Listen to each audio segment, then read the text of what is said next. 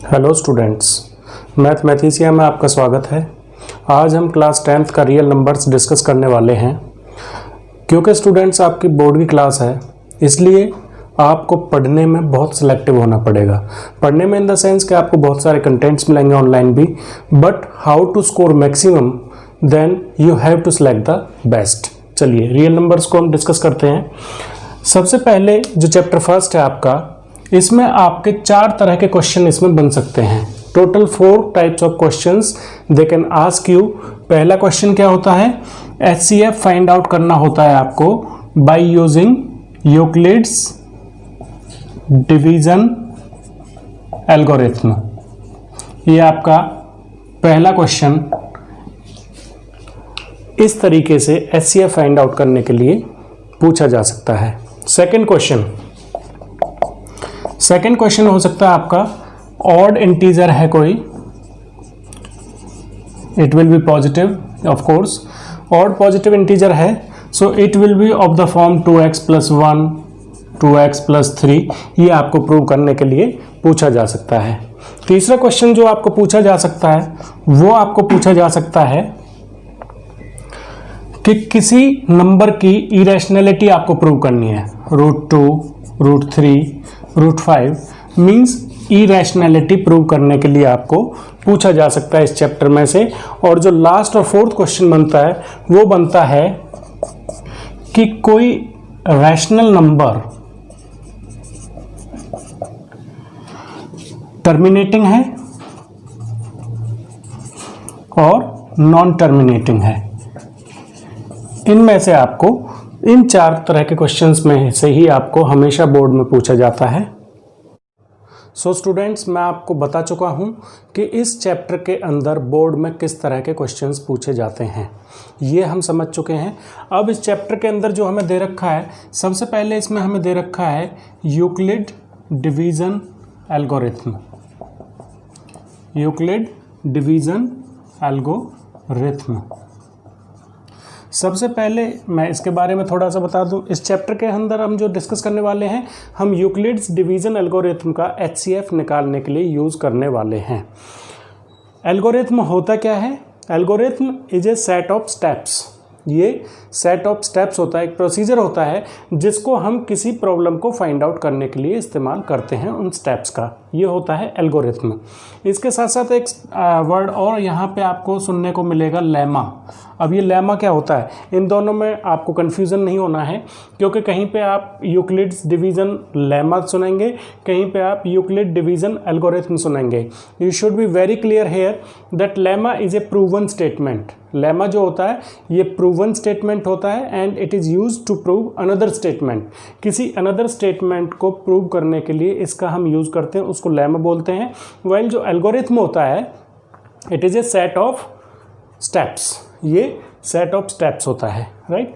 सो Euclid's division algorithm का इस chapter के अंदर हम एचसीएफ फाइंड आउट करने के लिए यूज़ करने वाले हैं, जो कि पहला क्वेश्चन है आपका। उसके अलावा आपको इसमें पढ़ना है fundamental theorem of arithmetic. Fundamental theorem of arithmetic. अभी इनको मैं पूरे डिटेल में आपको समझाऊंगा कि एल्गोरिथम जो होता है, यूक्लिड्स डिवीजन एल्गोरिथम होता है, वो डिवीजन से रिलेटेड होता है। किससे रिलेटेड होता है? डिवीजन से रिलेटेड होता है। और जो फंडामेंटल थ्योरम ऑफ अर्थमेटिक है, ये मल्टीप्लिकेशन से रिलेटेड होता है। तो अब यहाँ पे फंडामेंटल थ्योरम ऑफ अर्थमेटिक का हम कहाँ पे यूज़ करने वाले हैं? फंडामेंटल थ्योरम ऑफ अर्थमेटिक का हम यूज़ करेंगे किसी नंबर की इरेशनैलिटी प्रूव करने के लिए। कोई नंबर मान लीजिए √2, √3, √5, ये इरेशनल हैं, ये प्रूव करने के लिए हम फंडामेंटल थ्योरम ऑफ अर्थमेटिक का यूज़ करने वाले हैं इस चैप्टर के अंदर। दूसरा जो इसका यूसेज हम करेंगे, वो करेंगे कि रैशनल नंबर जो होते हैं, रैशनल नंबर कब टर्मिनेटिंग होते हैं, कब नॉन टर्मिनेटिंग होते हैं, ये फाइंड आउट करने के लिए भी हम यूज़ करने वाले हैं फंडामेंटल थ्योरम ऑफ अर्थमेटिक का। स्टूडेंट, मैंने जैसे कि पहले बताया आपको, अच्छे मार्क्स स्कोर करने के लिए you should be very very selective in seeing the contents, in seeing the online studies and all. So सबसे पहले आपको इस पूरे चैप्टर को समझने के लिए इसका बेसिक इंट्रोडक्शन अच्छे से समझना होगा। अब मैं आपको बता देता हूँ बहुत ही शॉर्ट में प्रिसाइसली कि इसमें कौन कौन सी टर्म्स का हम यूज़ करने वाले हैं और जो आपको पता है, but it is a type of quick revision for you. जिन जिन वर्ड्स का यहाँ पे यूज़ होगा पहले मैंने बताया, हम लोग को एक बार शॉर्ट में प्रिसाइसली उनको डिस्कस कर लेते हैं। सबसे पहले रियल नंबर्स क्या होते हैं ये आपको पता होंगे, सभी को आप जानते हैं, फिर भी एक क्विक रिवीजन है। नेचुरल नंबर्स आप सभी लोग जानते हैं, व्हाट आर नेचुरल नंबर्स। सबसे पहले 1 2 3 4 and so on up to infinity, इस तरह के काउंटिंग नंबर्स आए जिनको हमने नाम दिया नेचुरल नंबर्स। उसके बाद स्टूडेंट्स आए होल नंबर्स, और होल नंबर्स की क्या खूबी थी, होल नंबर्स के अंदर नेचुरल नंबर्स के अगर हमने अंदर जीरो को ऐड कर दिया था तो वो बन जाते थे whole numbers. It means natural numbers में सबसे छोटा नंबर 1 होता था, वाइल होल नंबर्स में सबसे छोटा नंबर 0 हो गया। और उसके बाद हम आ गए थे इंटीजर्स पे। अब इंटीजर्स क्या होते हैं, you know it very well. Integers are of 2 kinds, negative integers and positive integers. अगर होल नंबर्स के अंदर नेगेटिव नंबर्स को हम ले लेते हैं -4 -3 -2 -1 and so on up to infinity, तो ये आपके बन जाते हैं इंटीजर्स। उसके बाद आए रैशनल नंबर्स, और रैशनल नंबर्स में क्या होता था, हमने पढ़ा p/q form, where q is not equal to 0, तो उन सभी को हम कह देते रैशनल नंबर्स। और ये सारे कॉन्सेप्ट हम प्रीवियस क्लासेस में नंबर लाइन के ऊपर पढ़ चुके हैं। अब रैशनल नंबर्स में p/q फॉर्म में होते हैं, q is not equal to 0। You know it very well कि q क्यों बराबर नहीं होता है 0 के, क्योंकि किसी भी नंबर के नीचे 0 आ जाता है। किसी नंबर को हम 0 से डिवाइड करते हैं तो ये नॉट डिफाइंड आ जाता है, इसका आंसर हम नहीं ज्ञात कर सकते।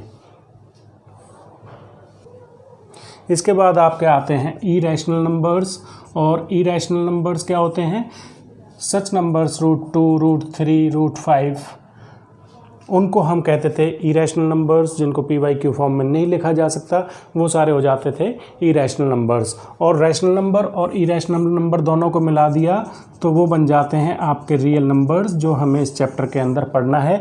इट मीन्स रैशनल नंबर्स के अंदर ये सारे आ गए आपके, नेचुरल नंबर्स भी, होल नंबर्स भी, इंटीजर्स भी, ये सारे के सारे आपके रैशनल नंबर्स के अंदर आ गए।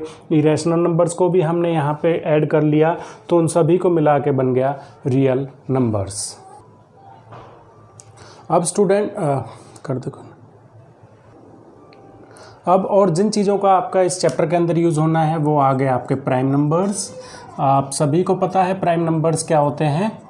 अब फिर उसके बाद आते हैं कंपोजिट नंबर्स। हम एक बार फिर से इन्हें रिवाइज कर लेते हैं कि प्राइम नंबर्स क्या होते हैं, कंपोजिट नंबर्स क्या होते हैं। प्राइम नंबर्स के लिए हम बात करेंगे नंबर ऑफ डिवाइजर्स की, फैक्टर्स। जो प्राइम नंबर्स होते हैं उनके लिए हम फैक्टर्स या नंबर ऑफ डिवाइजर्स की बात करते हैं।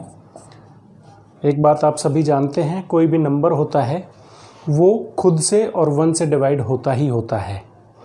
तो ऐसे नंबर्स जो खुद से डिवाइड हों, which are divisible by itself and by 1, number of divisors क्या हों, 2 हों, 1 और वो नंबर खुद, तो उन्हें हम कह देते हैं prime numbers. Composite numbers, if number of divisors are more than 2, 2 से ज़्यादा नंबर ऑफ डिवाइजर्स हो जाएं, मान लो खुद वो नंबर होगा ही होगा और 1 से वो डिवाइड होगा ही होगा, सेल्फ एंड 1। अब उसके अलावा वो किसी और तीसरे नंबर से डिवाइड हो जाए तो वो बन जाता है composite number. Let's take the example, मान लीजिए हमारे पास 21 है।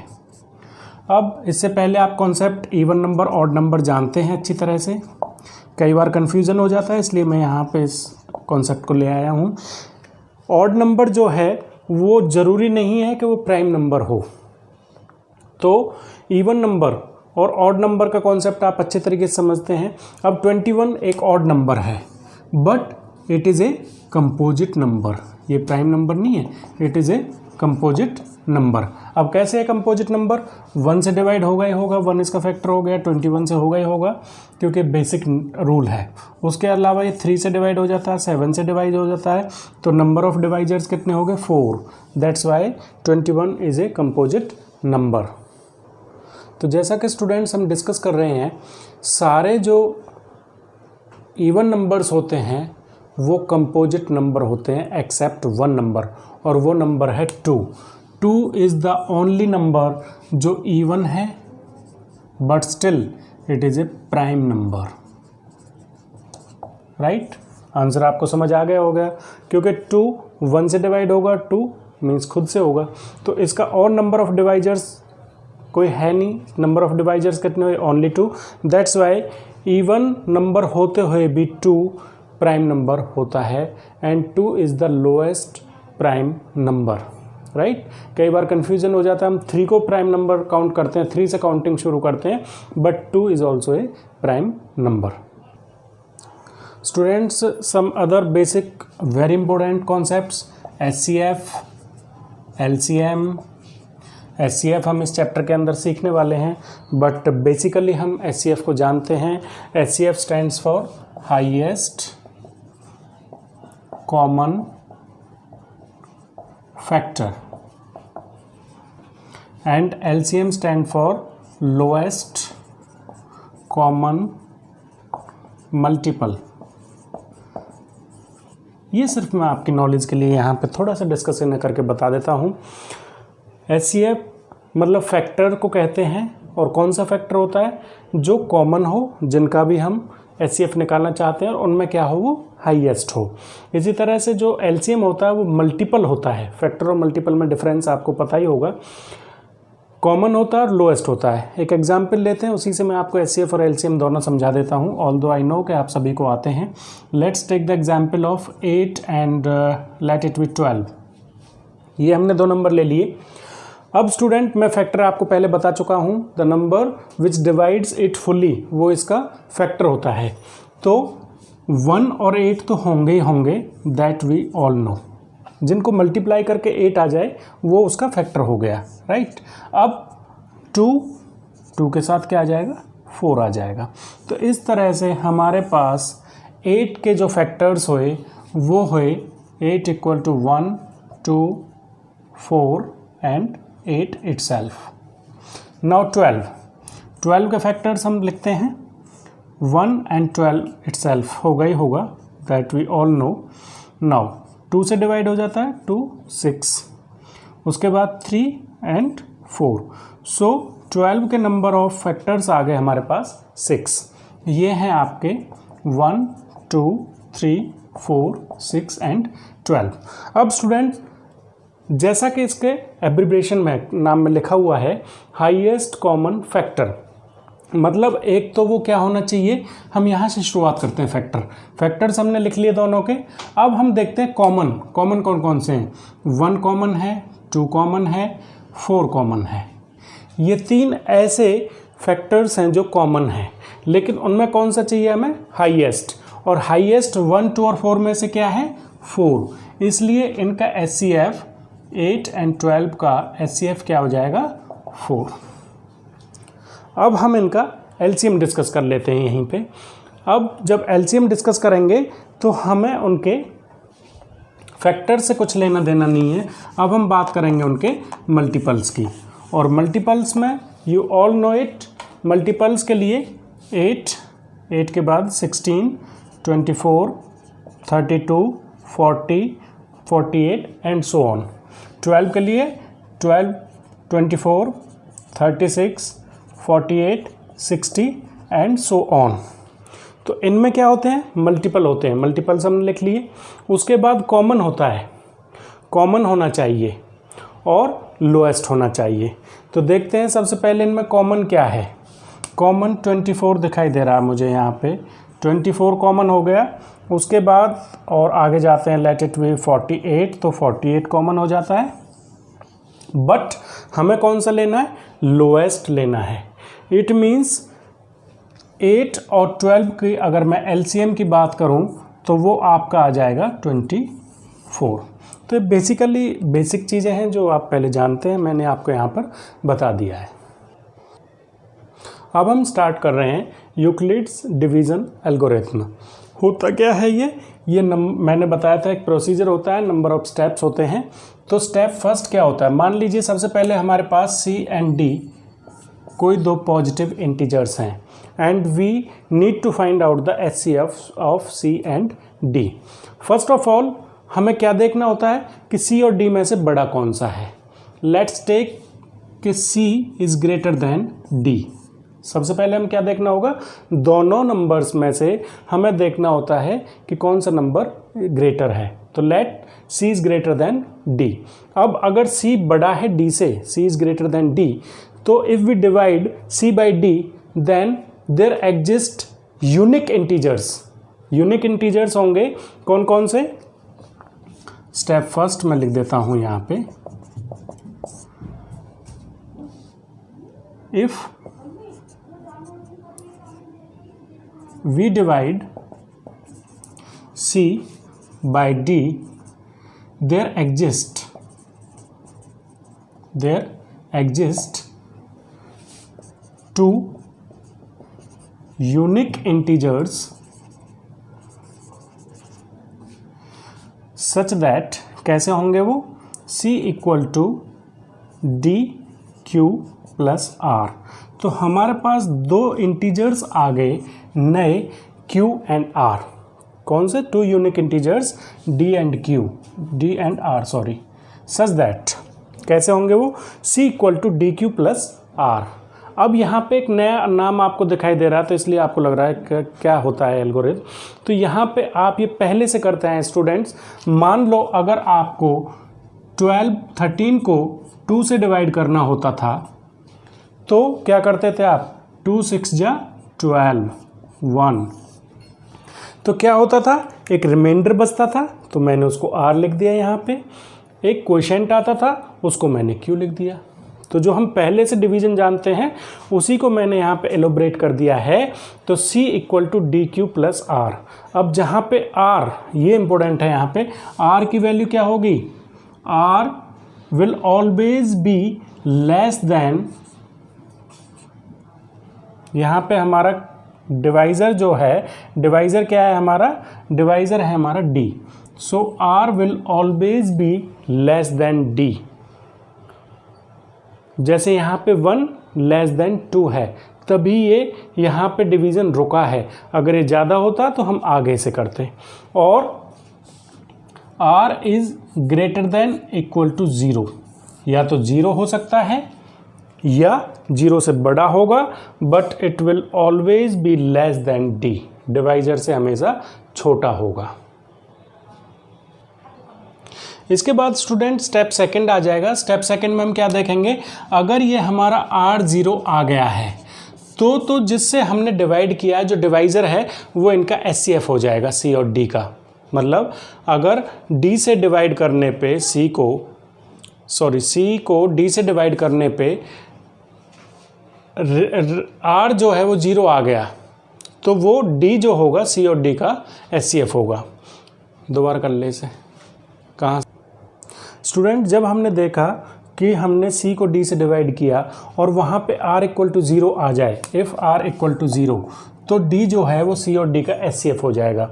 अगर R बराबर नहीं आए 0 के, if R is not equal to 0, then हम स्टेप सेकंड करेंगे। और स्टेप सेकंड में क्या होगा, हम फिर से उनमें, अब जैसे हमारा D C और D में रिलेशन था, फिर वो रिलेशन नए नंबर्स में आ जाएगा, D और R में आ जाएगा। अब हम क्या करेंगे, अब हम D को R से डिवाइड करेंगे, because D is greater then R, तो D को फिर से C और D की तरह डिवाइड करेंगे। और उसके बाद अगर फिर से हमारा डिवाइड करने पे R इक्वल टू आ जाए 0 तो R उनका HCF हो जाएगा। अगर ये इक्वल टू नहीं आए 0 तो हम इसको कंटिन्यू करते रहेंगे और यहाँ पे एक शब्द लिखते रहेंगे, यहाँ पे by using Euclid's division lemma. यहाँ पे क्या लिखना है, हमें लेमा लिखना है। इस तरह से हम इसका जब क्वेश्चंस करेंगे एक्सरसाइज के तो आपको क्लियर हो जाएगा। इस तरह से हमें यूज़ करना है यूक्लिड डिवीज़न एल्गोरिथम का।